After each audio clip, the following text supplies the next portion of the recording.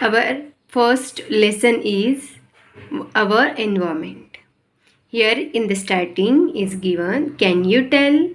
Means some questions are for you that you think about that and give the answer. Look at the picture alongside. Here the picture given. You can easily name all these things. You know what things are here. What materials are they made from? Where do we find these materials? What are the uses of these things? That all things you know very well, and you also know the uses of these things and the material we use to make these things that are we get from nature. Next, you can name these things too. Where do we find them? These things. Where we get these things from the tree. What are the use for? We use these for eating. Now look at this picture.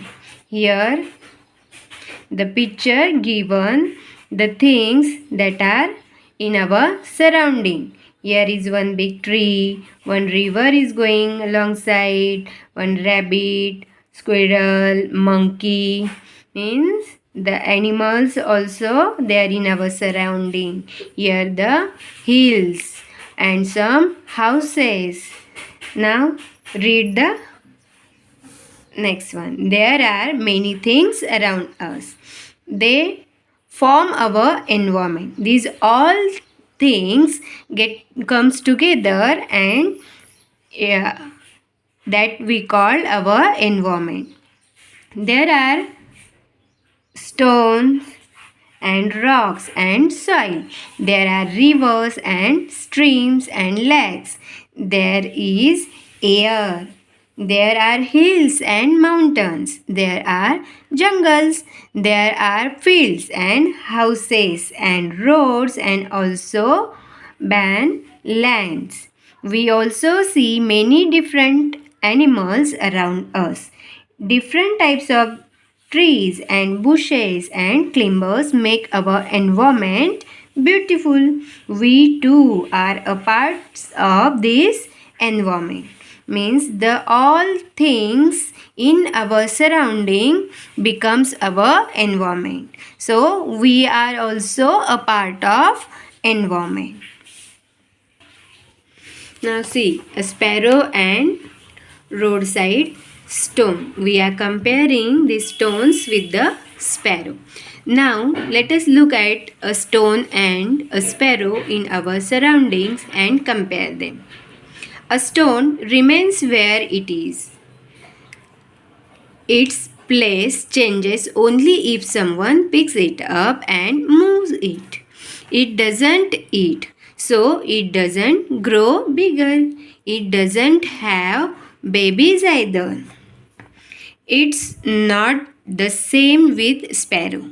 We know that the stones remains as it is. If we change the place of stone, then only it moves from one place to another. Otherwise, on the same place. And stone does not eat anything like sparrow, and that's why stone does not grow bigger.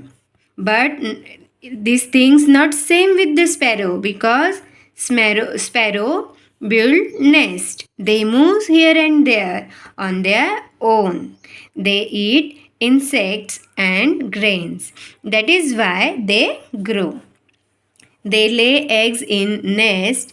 Little sparrow hatch from these eggs. Sparrows takes a lot of care of their young ones. Means the little baby of the sparrow.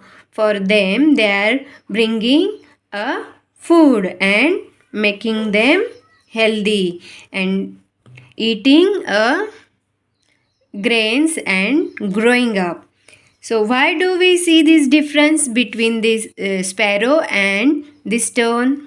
Because sparrow is living things and stone is non-living thing. The sparrow is living things and the stone is non-living things. These things in our surroundings from two groups.